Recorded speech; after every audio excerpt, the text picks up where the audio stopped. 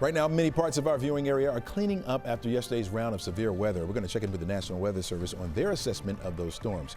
Also, driving around Metro Atlanta can come with some holes in the road. We're going to examine how potholes can take a huge chunk out of your budget. And on this day, April Fool's Day, we're going to look at how it's become a day to pull a prank or two. This is The Take, not a joke. Let's get it.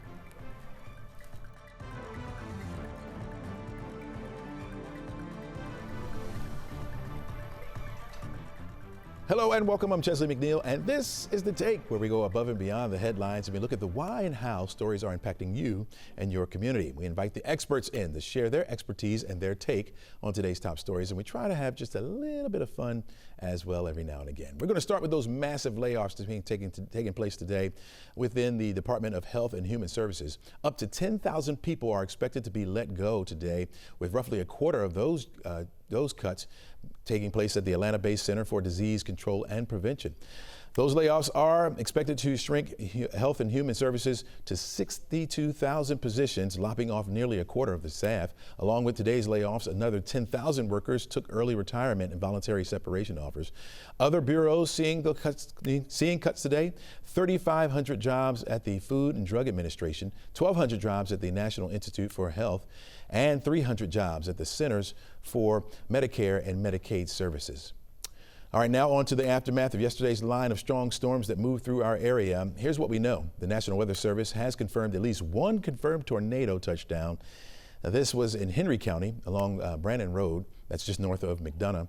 Along with the team at Henry County, we do know that a second National Weather Service team made it to Noonan and Coweta County to survey the damage there. The damage stretched for a wide area, and crews were out even this morning cleaning up that area. Here now to talk more about these storms is meteorologist Keith Stillman. He's the meteorologist in charge at the National Weather Service in Peachtree City. Good morning to you, Keith. Hey, good morning. All right, can you talk to us about this confirmed tornado in Henry County? Yeah, I actually surveyed that one yesterday. So the line of strong storms moved through yesterday. It looks like this one spun up within that line that was moving across. Looks like it spun up just before it hit I-75. A little intermittent, sporadic damage. I did find some trees on homes in the I-75 corridor, and then as it sort of shifted east-northeast and got closer to that Brandon Road area is where it picked up in its intensity and maximized in the Brandon Road area over towards Highway 155. And saw a lot of trees down, some carports that were flipped over, some siding damage on houses, stuff like that in that region. Talk to me about how you guys do a survey. I know you do one from the air and also on land. If we can get up in the air and look at things in the air, we'll do that. For weaker tornadoes, I say weaker. It's all relative, really. Mm-hmm. EF0, EF1. Sometimes it's a little harder to see the damage when it's sporadic or intermittent from the air.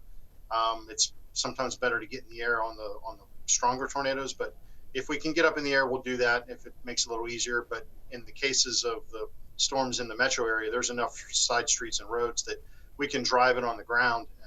And in this case, it was only on the ground for about 6.5 miles or so.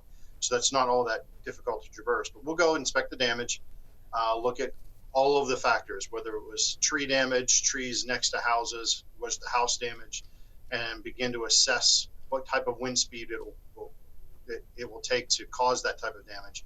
And we'll add up, sort of look at all of the damage as a whole and come up with a general rating on the tornado itself. If you can, tell me how this ranks where the Storm Prediction Center gave us a level 3 threat for severe weather. How is, with the damage that you've seen so far, how does this rank with that level of a threat? Yeah, so the level 3 corresponds back to the probability of seeing a tornado, right? Mm-hmm. So without getting too involved into the math, that yesterday the level 3 was corresponding to a 10% probability of seeing a tornado. Well, I say 10%. It's not just a 10% chance. It is, but you have to look at it when it's relative to normal. So this time of year, the normal chance of seeing a tornado is about 0.4% on any given day. And see, we're starting to approach the peak of the season. So when you look at a 0.4% chance compared to what they forecast, which was a 10% chance, mm-hmm. There was about a 25 times greater likelihood of seeing a tornado yesterday than any normal given day this time of year. So all things considered, I'd say it was fairly close to what we anticipated yesterday from the Storm Prediction Center. Gotcha. Now, we had a lot of severe thunderstorm warnings in the area as well. Do you ever go out? Let me ask you this: Do you go out when there maybe not have been a tornado warning that was issued, but maybe people are seeing some type of damage? Do you go out then also to survey? We will. So, obviously severe thunderstorm warnings can come with some pretty widespread damage. We've seen it before. And things such as a downburst or a microburst can occur.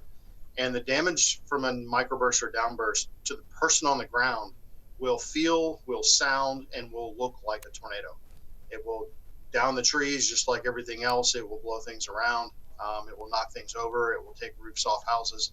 I've surveyed a number of downbursts and microbursts in North Georgia over the past 12 to 15 years.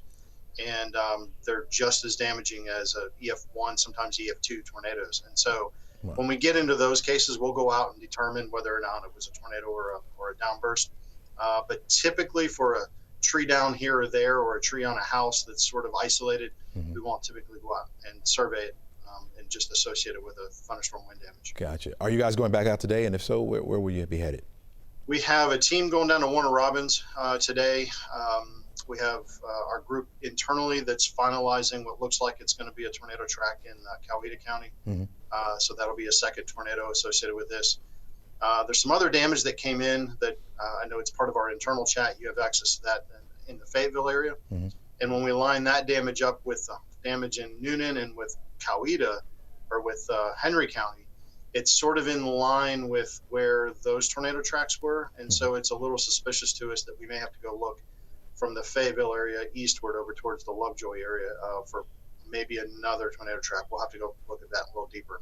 Gotcha. I know you're going to be busy today. All right, meteorologist Keith Stillman, National Weather Service in Peachtree City. Thanks for joining us today. Thanks, Susan. All right, no problem. All right, let's take a look at our 7-day forecast because I could have talked to Keith about this heat that's coming our way. Boy, is it going to get hot around here. 77 degrees for the afternoon high today under mostly sunny skies. My pick for the week right there.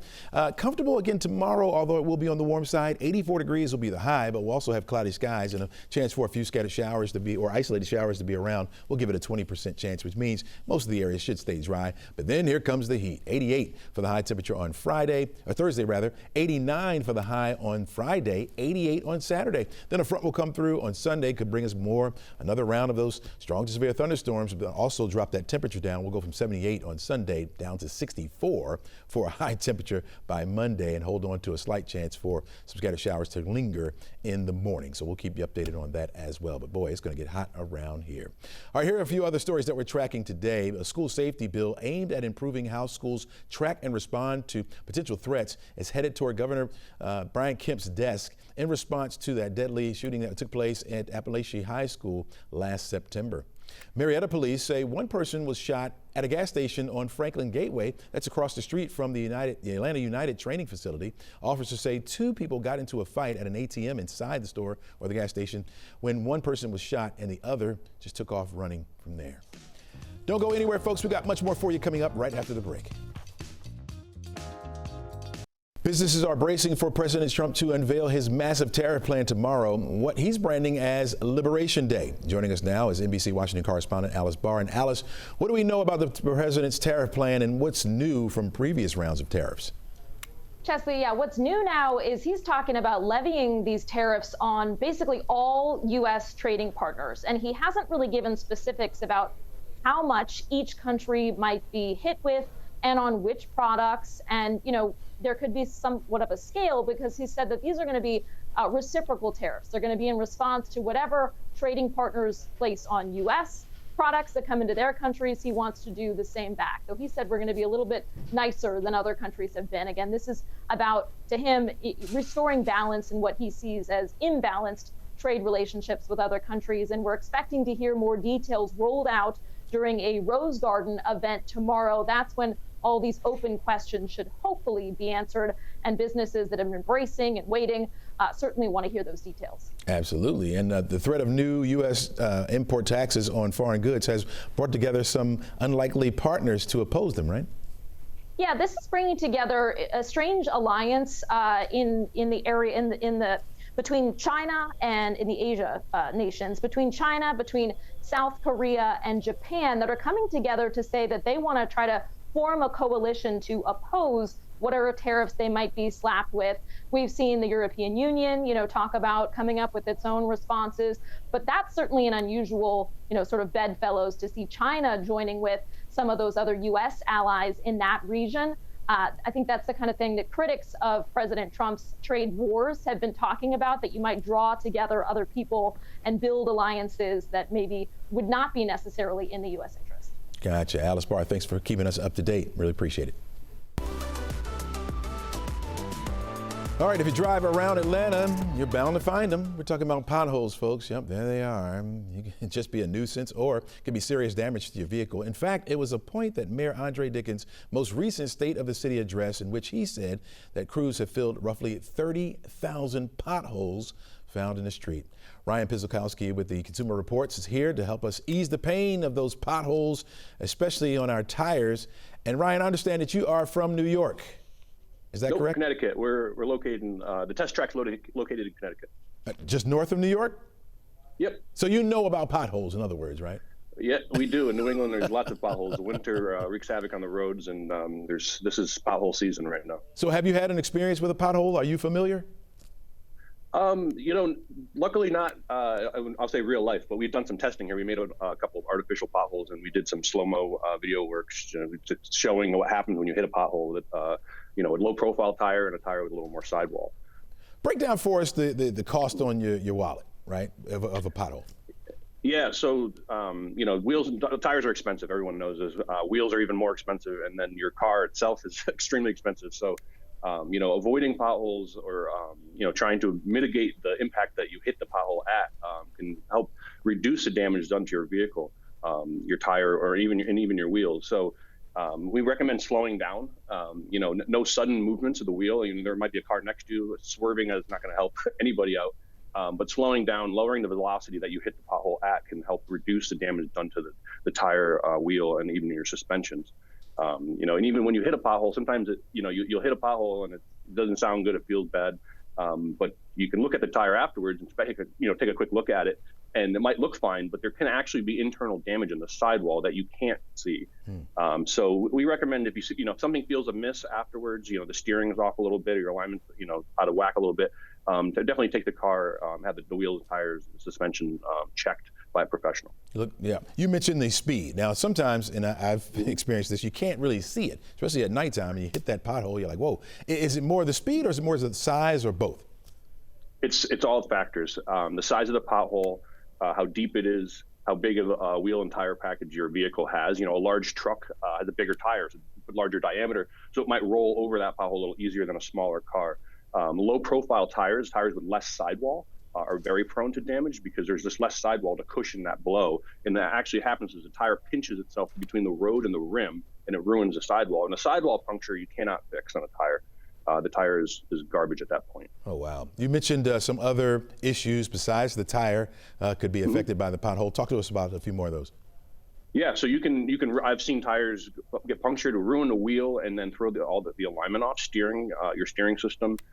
Even some really bad potholes, I've seen some subframe damage, which is getting further into the car's structural structure, and it just gets extremely costly. And it seems like a silly little hole in the road that caused all this, money out of your wallet. Mm-hmm, mm-hmm. So if we get in trouble with a pothole, what should we do? How do we handle it? So if you see one coming, try to slow down, not too erratically, because there might be someone behind you. You got to think about everyone else on the road too while you're approaching these things. But reducing your speed is the best thing to do. Just hold onto the wheel firmly and just drive through it. And afterwards, take a peek at the tire. If there's a bubble or a cut in the sidewall, you definitely have the tire inspected.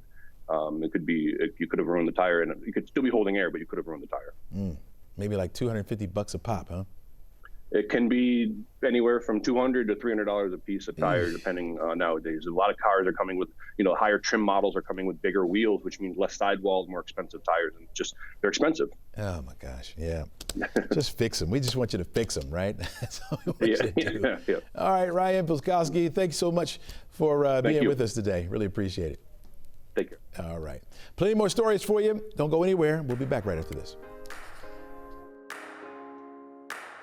All right, welcome back to the show. There's no fooling today from Georgia's own credit union. They've lit up their 400-foot-high sign to say, "Feeling foolish?" ? As a fun reminder to be on the lookout for pranksters and tricksters on this April Fool's Day. The sign atop a 100-piece tree will be illuminated till just before midnight. Feeling foolish? Here to help us understand this day of silliness and fun is Emily Hampton Moore-Ash, an author and adjunct professor with Johnson and Wales University. Welcome to the show, Emily. Thank you. I'm so glad to be here. Absolutely. How did this day, April Fool's, come about? So the origins of this day can actually be traced back to the 16th century in France, when the New Year was still celebrated on April 1st. But then Pope Gregory VIII introduced the Gregorian calendar, which moved New Year's to January 1st. So most people adopted the new calendar, but a few people didn't get the memo. You know, there was no social media at the time, so it was slow moving. Mm-hmm. And then some people just flat out refused to acknowledge the new calendar. So the people who still celebrated on New Year's on April 1st were kind of picked on. People played jokes on them, sent them on fool's errands. And that's where they were referred to as April Fools. And that's where we get that day. Through the various centuries, that April Fool's made its way through Europe into England and Scotland, and then came to America with the English and the French settlers. And we have just kept that tradition going to today. Why do you think people find so much joy in playing tricks and pranks on people? I really think that when they're harmless, right? Like, we like to do little harmless jokes on people. It's just sort of funny. There is something about the human condition where we enjoy being pranksters. We enjoy being funny, what we think is funny. We enjoy self-deprecating humor. Most people do. So it sort of falls in line with that. But, human beings are really creative creatures. And so when we have an opportunity to flex those creative muscles, we'll take any opportunity to do that. Yeah, I figured that. I was talking to my colleagues earlier this morning, and they were saying that some of the pranks that they know about is on this day you would call your parents and say, "Hey, I'm in jail," or you call your parents and say, "Hey, I'm pregnant." I mean, when is it no longer funny, or is it not? Yeah, well, I love that question. I think it's no longer funny when people can be harmed, right? Oh, guess what? I'm pregnant. For folks that have struggled with fertility, for folks that have lost children, for folks that would absolutely freak them out. Like, that's not funny. And the whole thing about being in jail, we have so many scams happening right now where elderly people are being scammed by who they think are their grandchildren with the whole "I'm in jail" thing. That can be very harmful. There are certain pranks, though, that are sort of funny, like short sheeting somebody's bed. And one of the new ones that I've seen is where you open an Oreo and you remove the cream filling and you add white toothpaste, which is really gross. But that's not necessarily harmful. It's funny. But yeah, anything that's going to really freak somebody out or put them on the defensive is something to stay away from. Wait, now you mentioned short sheets. What is that? Oh, okay. All right, kids at home, this is what you do. So you pull the comforter up and then you take the top sheet and you pull it halfway and you tuck it under the mattress. So when whoever crawls into bed, they can't put their legs fully out because the sheet's too short. Oh, wow. Okay. That's I think I did that to my sister when we were young. I know I did that to my mom at some point and it didn't go over well, but it's still harmless fun. But yeah, that would be a harmless one. But yeah, it probably would annoy me, Right. My right. wife But we is do have. Oh, I'm sorry. Go ahead. Go ahead. You go ahead. I was going to say we have some really funny examples of stuff that companies have pulled off in the past. I don't know if you guys remember. You might not have heard of this. Some people may have. In 1957, the BBC ran a story on the spaghetti tree. So at that time, pasta was a new delicacy in Britain. And the BBC ran a story showing Swiss farmers harvesting spaghetti from spaghetti trees. And what ended up happening was hundreds of people were calling the station saying, "Where do I get a spaghetti tree? How do I harvest it here in England?"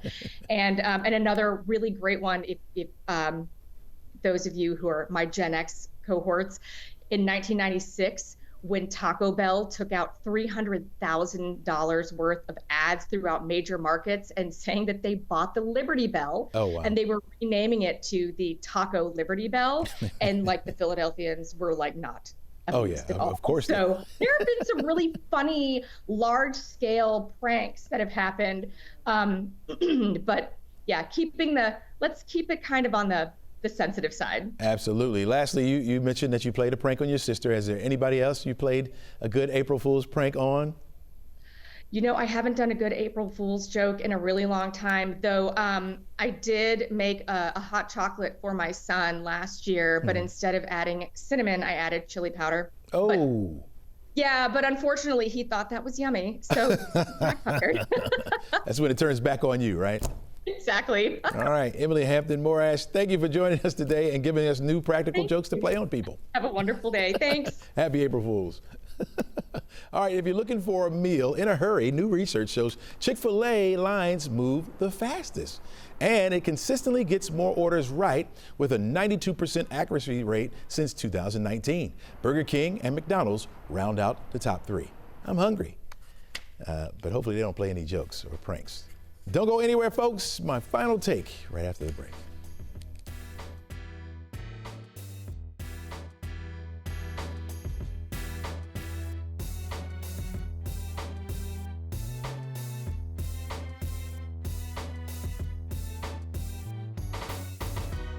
Folks, it is April Fool's Day, but it's my pick for the week. We're looking at temperatures getting up to about 77 degrees this afternoon. It was a cool start for us, starting off in the 40s this morning, but it's going to warm up nicely. Our winds shift to more southerly, and it's going to be pretty nice out there. Take advantage of it. Now, if you like it hot, then you got something to look forward to this week. For me, anything over 83 is like, oh man. 84 degrees for the high tomorrow, despite the fact that we'll have mostly cloudy skies and about a 20% chance for an isolated shower. Partly sunny both Thursday and Friday, and look at those temperatures. 88 for the high on Thursday. Friday, we're looking at 89. Both those days could tie or break a record. 88 again on Saturday. The record high that day is 89, so we could tie the record there. Got a front coming through by Sunday. That's going to knock that temperature down just a little bit. We're expecting to see some thunderstorms move into the forecast area. Some of those thunderstorms could be on the strong to severe side. That's what we're monitoring beyond the heat. Once we get past that front, we're going to see those temperatures begin to cool back down to 64 degrees for a high by the time we get to Monday. There may be an early morning sprinkle or two, but should be out of the way. Timing on that system right now brings it in late on Sunday going into Monday, but that could shift, so we'll keep you updated on that. But until then, make sure you break out the shorts this week. You're certainly going to need them with those temperatures approaching the 90-degree mark. All right, before we go today, my final take: complete disregard or just trying to be fair. O.J. Simpson estate auctioned off a Bible from the former football player. It was owned by him. They got a big time amount for this, way more than the $15,000 that Kim Kardashian offered for it. Now, the Bible was a gift to O.J. Simpson with handwritten notes from Kim's father, Robert Kardashian, dated back in June 18, 1994. That was the day after O.J. Simpson was arrested for the death of Nicole Simpson and Ron Goldman. The estate rejected Kim's offer and brought in over $80,000 for that Bible. I guess this is a period where it doesn't pay to be famous. Certainly the Bible meant more to Kim's family, the Kardashians, more than anybody else, but the public knowing that Kim wants it certainly would bring up the price, so they may have had that in mind. Well, they got what they wanted, but is it fair or foul? I think it's foul. Yeah, she did make a reasonable offer of $15,000, and she just probably wanted a piece of her late father back. Let me know what you think. I'd love to know. I think it's foul. Until then, be good and encourage someone today.